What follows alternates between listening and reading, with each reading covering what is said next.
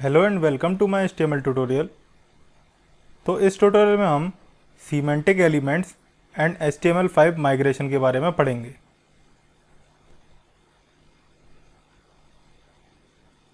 Semantic elements are those elements that clearly describes what kind of content should be put inside them by their names. Semantic element वो element होते हैं जिनके नाम से ये clear हो जाता है कि हमें उन एलिमेंट्स के अंदर किस तरह का कंटेंट रखना है। Semantic elements have meaningful name which tells about the type of the content। जैसा कि मैंने कहा कि सीमेंटिक एलिमेंट्स के नाम ही इस तरीके से होते हैं जिस तरह से हमें पता चल जाता है कि हमें उसके अंदर किस तरीके का कंटेंट रखना है या हम किस तरीके का कंटेंट डिस्प्ले करवाना चाहते हैं अपने वेब पेज पे। ये सीमेंटिक एलिमेंट के नाम से ही हमें क्लियर हो जाता है। Semantic elements provide a better accessibility and searchability to the websites. Semantic elements की मदद से हमारे वेबसाइट की जो एक्सेसिबिलिटी एंड सर्चेबिलिटी होती है सर्च इंजन्स पे, वो बहुत ज़्यादा इम्प्रूव हो जाती है। यहाँ पर हमारे पास कुछ लिस्ट है सीमेंटिक एलिमेंट्स की जो हम यूज़ करते हैं अपने HTML प्रोग्राम में। जैसे हेडर है, फुटर है, नेव है, नेविगेशन है, सेक्शन है, आर्टिकल है। तो इनके नाम से ही क्लियर हो रहा है कि हम इसके अंदर किस तरीके का कंटेंट रख सकते हैं। जैसे हेडर के अंदर हम अपने वेबसाइट का header related content, for example navigation bar, हमारी वेबसाइट का नाम, लोगो, वो सारी चीज़ें हेडर में आ जाती है। वहीं पर फुटर में हमारी वेबसाइट का फ़ोन नंबर, कॉन्टैक्ट एड्रेस, हमारी वेबसाइट की जो लिंक्स होती हैं या फिर हमारी वेबसाइट की कुछ भी इंपॉर्टेंट समरी वो हम फुटर में रख सकते हैं। उसी तरीके से सेक्शन, जैसे अभी हम अलग अलग पैराग्राफ्स को लेकर के काम करते थे, तो अब हम क्या कर सकते हैं, सीमेंटिक एलिमेंट्स की मदद से एक सेक्शन क्रिएट कर सकते हैं। उसके अंदर हम डिफरेंट पैराग्राफ्स को लिख सकते हैं। सेक्शन के बाद आता है आर्टिकल। तो आर्टिकल एलिमेंट बेसिकली वहाँ यूज़ होता है जैसे हमने कोई सेक्शन लिया, अब उस सेक्शन के अंदर हमें 2 आर्टिकल लिखने हैं तो हम आर्टिकल एलिमेंट के अंदर 2 अलग अलग तरीके के आर्टिकल्स भी लिख सकते हैं।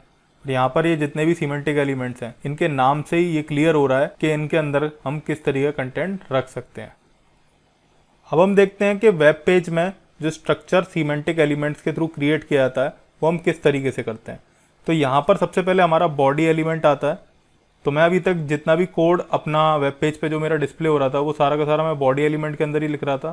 तो हम बॉडी एलिमेंट के अंदर ही हेडर एलिमेंट लेते हैं, हेडर के अंदर हम नेविगेशन ले लेते हैं, और जिस तरह से मैंने बताया हम सेक्शन भी लेते हैं। सेक्शन के अंदर हमें आर्टिकल मल्टीपल्स चाहिए तो हम आर्टिकल्स भी ले सकते हैं।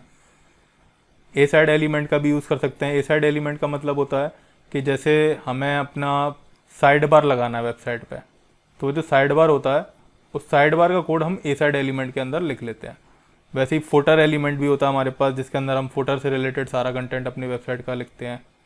तो इस तरीके से सीमेंटिक एलिमेंट्स हमारे वेब पेज के स्ट्रक्चर को क्रिएट करने के लिए यूज़ में आते हैं। तो मैं आपको एक बात और बता दूं कि हम HTML में जो सीमेंटिक एलिमेंट्स हैं उनका यूज़ अगर हम HTML के थ्रू करें तो हम इस तरीके का स्ट्रक्चर वेब पेज का नहीं क्रिएट कर सकते। जस्ट हम उन्हें HTML प्रोग्राम में यूज़ कर सकते हैं पर इस तरीके का स्ट्रक्चर हम नहीं क्रिएट कर सकते। लेकिन अगर हम सीमेंटिक एलिमेंट्स के साथ CSS का यूज़ करें देन हम सीमेंटिक एलिमेंट्स की मदद से इस तरीके का वेब पेज स्ट्रक्चर क्रिएट कर सकते हैं। तो अब हम एक प्रोग्राम के थ्रू देखते हैं कि हम किस तरह से सीमेंटिक एलिमेंट्स का यूज़ अपने वेब पेज पे करते हैं, बट उससे कोई आउटपुट इतना अच्छा नहीं आएगा कि इस तरीके का हमारा वेब पेज डिस्प्ले होने लग जाए।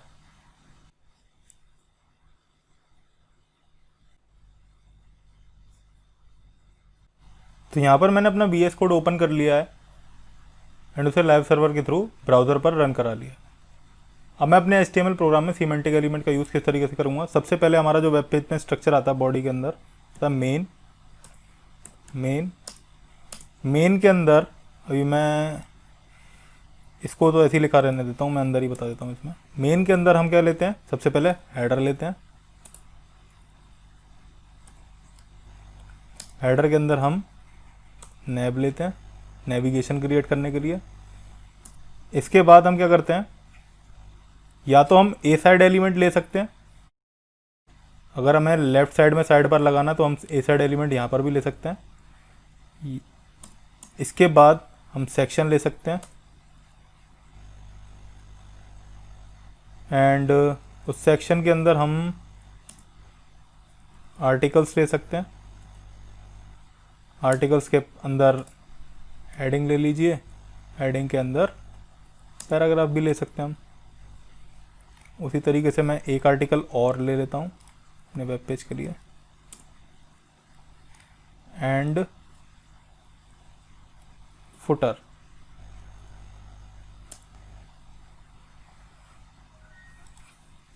तो हम वेब पेज के स्ट्रक्चर को सीमेंटिक एलिमेंट के थ्रू इस तरह से क्रिएट करते हैं, जहाँ पर ये हमारा एक रैपर एलिमेंट हो जाता है जिसके अंदर हम अपने सारे के सारे एलिमेंट्स को रखते हैं।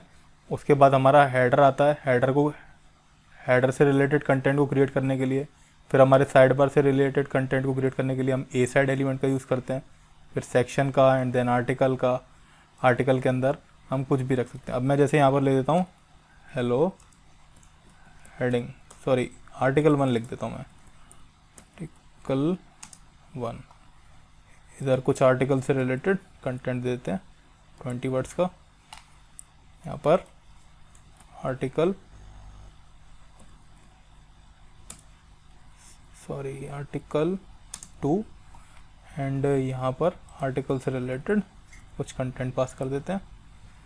यहाँ पर हम साइड बार से क्रिएट करने के लिए हम यूएल पास कर देते हैं, इससे हमारे साइड बार की लिंक्स आ जाएंगी। Link anchor tag hash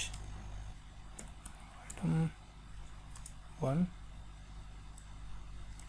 copy paste. तो मैं फाइल को यहाँ पर सेव करता हूँ। देखिए अभी ये हमारा इस तरीके से आ रहा है। अभी यहाँ पर हमारे वेब पेज की कोई अपीयरेंस नहीं आ रही है, जैसा कि हमने स्लाइड में देखा था उस तरीके का हमारे पास कोई भी अपीयरेंस नहीं आ रही है। ये just simple line by line execute होते चले जा रहे हैं। इसके अलावा अगर मैं नेविगेशन एलिमेंट में यूएल को ही ले लेता हूँ, अगर हमें नेविगेशन बार क्रिएट करना है तो, एंड यहाँ पर हम अपने लोगो को डाल देते हैं नाम, वेबसाइट नेम। फाइल को मैं सेव करता हूँ और ये देखिए ये इस तरीके से आ रहा है। लेकिन जब हम CSS पढ़ेंगे तो हम एक कंप्लीट वेबसाइट बनाएंगे इन सीमेंटिक एलिमेंट्स का यूज़ करके। एंड मैं आपको एक बात और बता दूं कि ये जितने भी सीमेंटिक एलिमेंट्स हैं, ज़रूरी नहीं है कि आप हेडर को इसी तरीके से लगाओ, नेविगेशन बार को ऊपर ही लगाओ। आप नेविगेशन बार को इस ए साइड एलिमेंट के अंदर भी लगा सकते हो। आप नेविगेशन बार को यहाँ से हटा करके ए साइड एलिमेंट के अंदर भी लगा सकते हो। हम यहाँ पर एक सेक्शन की जगह 2-2 सेक्शन भी क्रिएट कर सकते हैं। आर्टिकल्स के अंदर भी हम अलग अलग सेक्शंस को क्रिएट कर सकते हैं। तो हम जिस तरह से चाहें उस तरह से सीमेंटिक एलिमेंट के थ्रू अपने वेबसाइट का स्ट्रक्चर दे सकते हैं।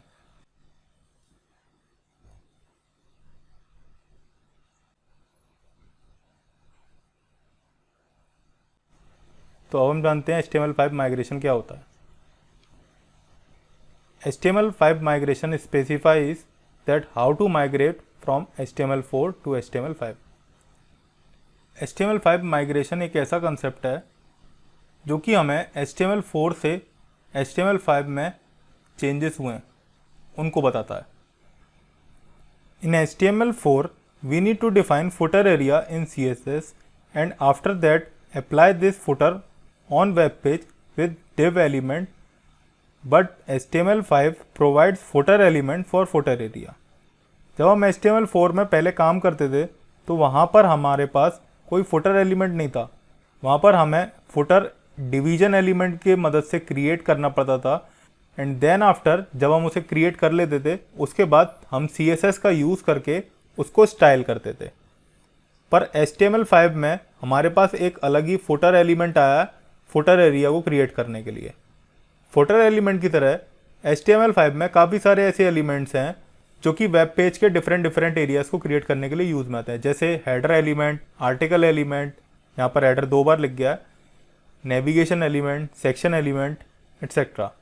तो ये सारे एलिमेंट्स HTML4 में नहीं थे, ये सारे एलिमेंट्स नए हैं बिल्कुल, एंड अभी HTML5 में नए ही आए हैं। अब हम जानते हैं migration rules from HTML4 to HTML5। There are only a few rules to follow during migration from HTML4 document to HTML5 document. अगर हमें HTML4 डॉक्यूमेंट को माइग्रेट करना है HTML5 डॉक्यूमेंट में, तो हमारे पास यहाँ पर कुछ रूल्स हैं। सबसे पहला हमें उसका डॉक टाइप चेंज करना पड़ेगा, उसकी कैरेक्टर एनकोडिंग फॉर्मेट जो होता है वो चेंज करना पड़ेगा, और उसमें नए सीमेंटिक एलिमेंट्स लगाने पड़ेंगे। तो सबसे पहले हम बात करते हैं डॉक टाइप की। तो डॉक टाइप जो HTML4 में होता था वो इस तरीके से लिखा जाता था, एंड HTML5 में वो माइग्रेट होकर के इस तरीके से लिखा जाने लग गया। मैंने आपको डॉक टाइप का यूज़ बताया था कि डॉक टाइप क्यों यूज़ किया था HTML में, जब हमने HTML5 के सिंटैक्स के बारे में पढ़ा था। तो डॉक टाइप का यूज़ मैं अगेन बता देता हूँ। डॉक टाइप की मदद से ब्राउज़र या डेवलपर को ये पता लग जाता है कि हमारा ये जो HTML का डॉक्यूमेंट है वो किस HTML वर्जन में लिखा हुआ है। हम करेक्टर एनकोडिंग फॉर्मेट्स के बारे में जानते हैं।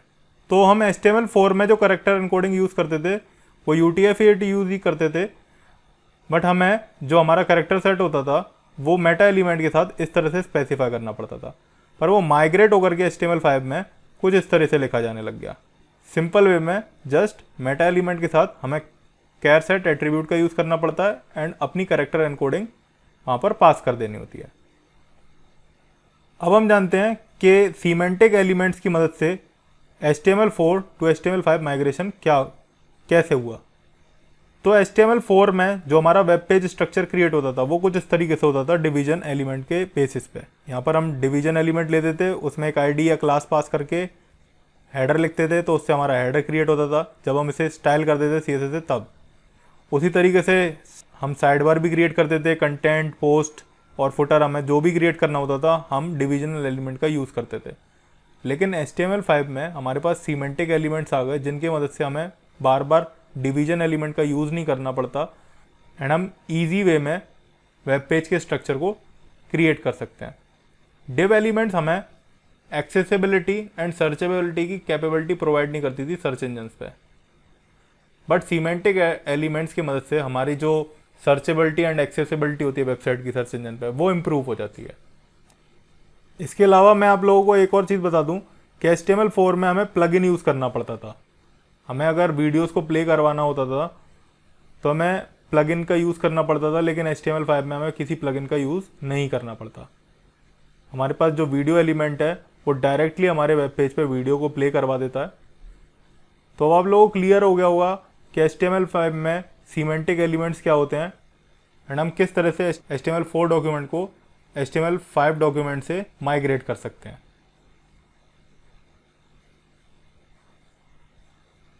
होप आपको चीज़ें समझ आई होंगी। अगर आपकी कोई क्वेरी है तो आप कमेंट बॉक्स में लिख सकते हैं या आप लॉग इन कर सकते हैं www.learntounless.com/contactus.php। हम आपकी क्वेरी सॉल्व करने की कोशिश करेंगे। Thank you.